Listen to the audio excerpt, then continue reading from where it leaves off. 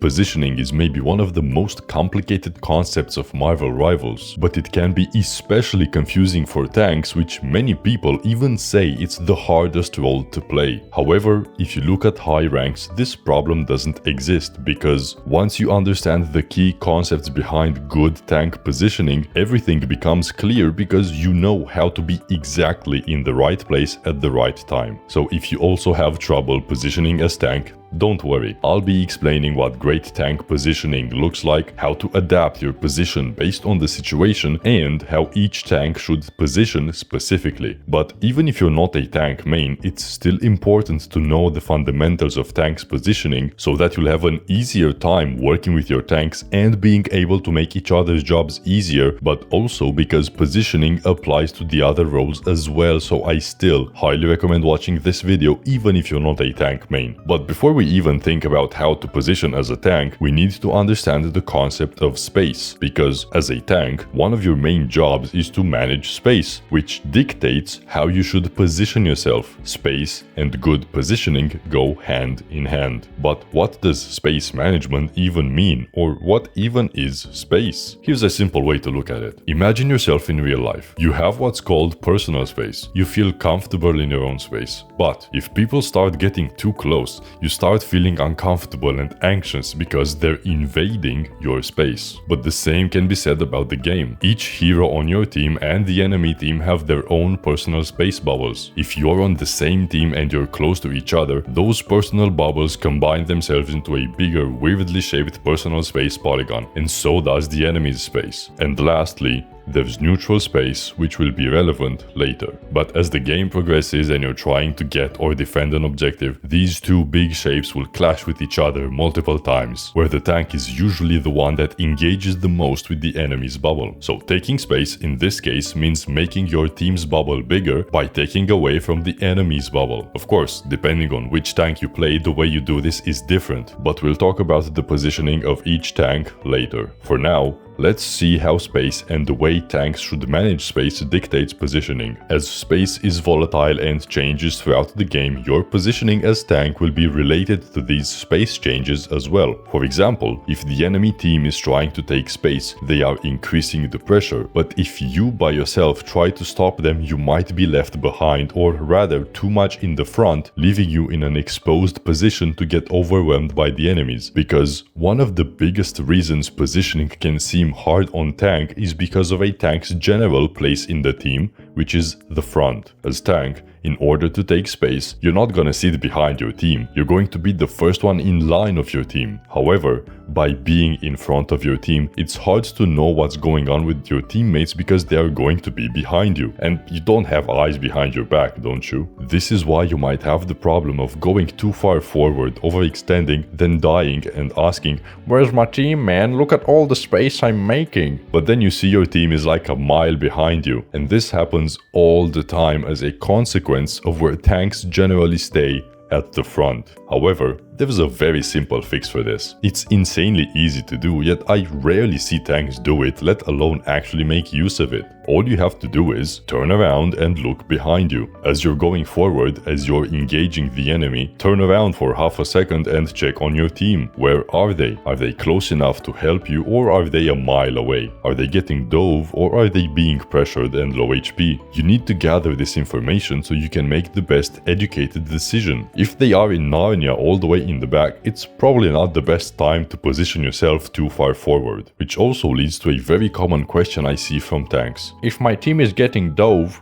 do I turn to go help them, or do I hold the front line? The simple answer to this question is, it's complicated. But in all seriousness, the first step to answering is being aware that your team is getting harassed by a diver in the first place, which you do how? By turning around and checking on your team. Secondly, knowing whether to turn and help or stay in the front line depends mainly on one thing. Can you actually help them in time. To make it easier to understand, here's an example from a recent student of mine. He's playing Emma Frost and the enemy has a Black Panther. If this Black Panther is diving Emma's backline, should he turn around to help the team or hold the front line? As before, the answer depends on if he can actually help them in time. But what does that even mean? Well, how would Emma Frost help her team against a Black Panther? By swapping to diamond form and grabbing the BP by the neck, which means he has to be in range of BP in the first place, which is what he does the first time Black Panther dives his team. He's already next to BP, so he stops to diamond form and locks him down. However,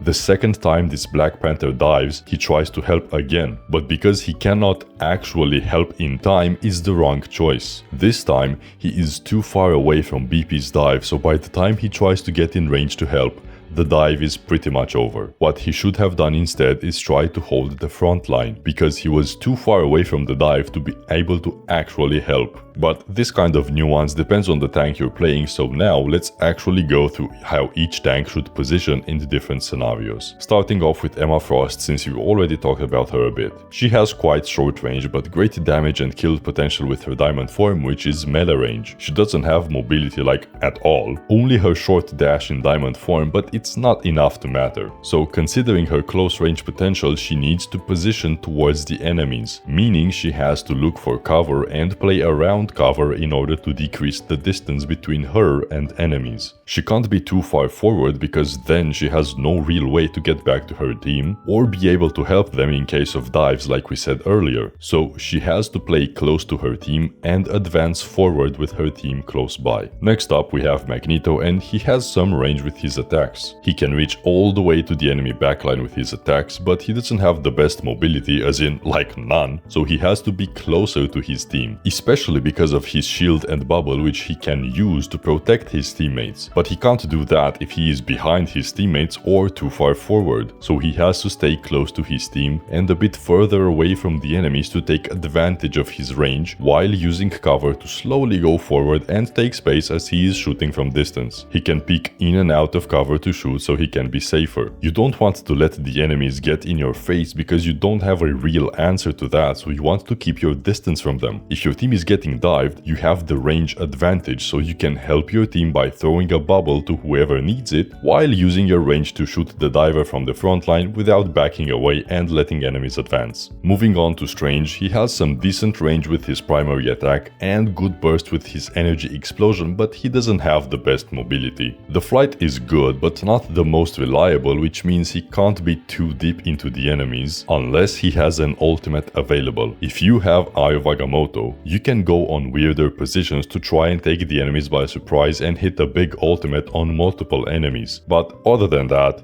you'd want to stay closer to your team, use cover to slowly advance forward and take space with your team while using your shield when there's no cover available or there's an emergency with your health. You also want to be closer to your team to be able to help in case of dives with your melee and burst explosion, or stay forward enough to hold the front line. Next up is Groot. He has decent range and great up close fighting potential, but he literally doesn't have any mobility, which means he can't go too far forward. He has to stay close to his teammates to take advantage of his close range potential, especially his walls. Speaking of his walls, you don't want to have them instantly destroyed by the enemy, so it's better to use cover to advance and instead use the walls to mess with enemies, block their lines of sight and trap enemy tanks. If you go too far, you don't have the mobility to escape, so that's why you have to play close to your team, around cover, and let enemies get closer to you instead. Especially if you get kidnapped by a Bucky or a Wolverine, you're in a lot of trouble, so using cover is your friend. If your team is getting dove, you can look back and try to assist them with your grenade or ranged attacks, but you should stay in the front line to stop enemies from going forward with your walls and body. Moving on to Hulk, and we have the first truly mobile tank. He doesn't have any range as he is a melee character except for his clap and exile, but he does have insane mobility. The jump has no cooldown, so you should always have it charging up to spam it as much as possible, which is why you also want to take advantage of this mobility in the way you position. You don't want to do one big jump all the way to the enemy backline. Instead, you want to hop around from cover to cover or to neutral space. Doing this will give time for your team to catch up so they can fight with you at the same time. Also, because of your mobility,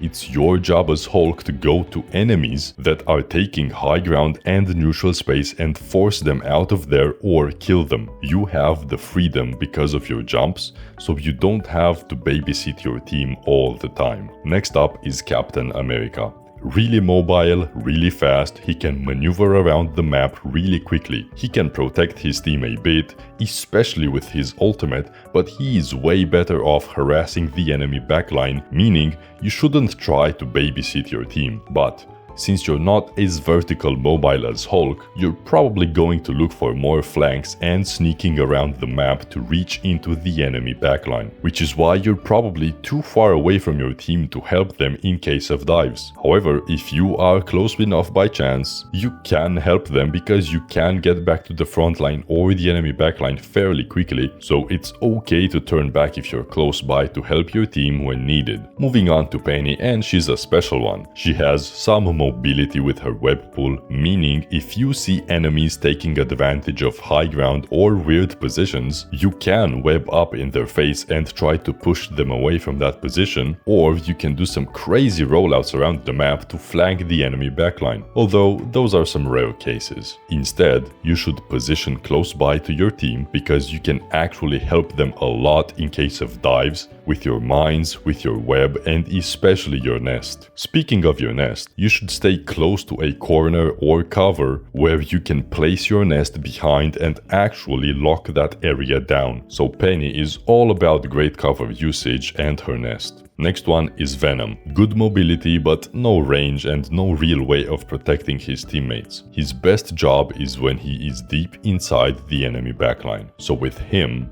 you'd want to climb up on a wall and dive into the enemies, then use your web swing to get out before you die. You're going to be too far forward usually to try and help your team, but if you also see enemies up on high ground or good position, you can dive them to kill them or push them away from good positions. Moving on to the Thing, he has decent mobility with his charge and leap, but no range, and even that mobility is not the most reliable. He should position close to his team, use a lot of corners and cover to move towards the enemies, or even just let the enemies get close to you in the first place. You don't want to push too far with him, because the range of his leap is not the greatest, so if you are too far forward, you won't be able to leap back to a teammate. However, because he has his leap and especially the charge, if you see your team getting dove behind you, you actually can get there really quickly and help them. You can charge backwards, and that will also have the effect of making divers unable to move around because of the grounded effect. Lastly, we have Thor. Good mobility with his dash, okay-ish range with his awakening, but it's not that reliable, so he's better off going in close. Thor has great damage up close, and with his mobility, he is the best at clearing flankers and enemy DPS who are trying to take positions on high ground or off angles. He can protect his team with his hammer push and great damage, so you can stay nearby your team if there are enemy divers and help your team, but you can also flank around the map with your mobility and dive the enemy backline yourself. Because of his great mobility and short dash cooldown, he should also move from cover to cover while allowing the team to catch up. However, this is all in theory and it's not going to be that easy to apply. So if you want to learn faster how to actually use all of this, the best way is to see it in action for yourself. So go watch this video where I analyze the gameplay of a rank 1 Emma Frost player who applies a lot of what I just said.